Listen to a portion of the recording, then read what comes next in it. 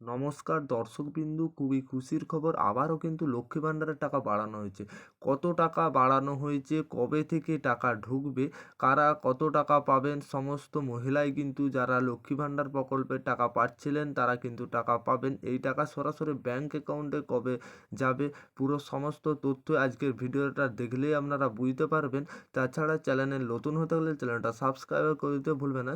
চলো দেখা যাক। লক্ষ্মীর ভাণ্ডার 2024 যেটা চলছে, চলতি বছরের বাজেট প্রকাশ দিনেই জানিয়ে দেওয়া হয়েছিল বাড়তে চলেছে লক্ষ্মী ভাণ্ডারের টাকা।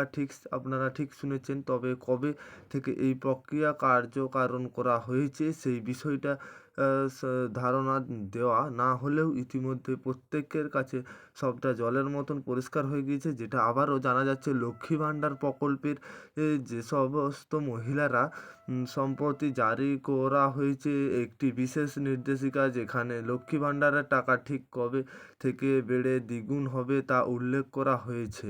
চলতি বছরের বাজেট অনুযায়ী লক্ষ্মী ভাণ্ডারের টাকা 500 থেকে বাড়িয়ে 1000 টাকা করে দেওয়া হয়েছে। ওদিকে তো যেটা জানা গিয়েছে, জনজাতি মহিলাদের ভাতা 1000 টাকা থেকে বাড়িয়ে সেটা 1200 টাকা করেছেন। যেসব মহিলারা 1000 টাকা পাচ্ছেন 1200 টাকা করেছে, আর যেসব মহিলা 500 টাকা পাচ্ছিলেন সেটা 1000 টাকা করেছে।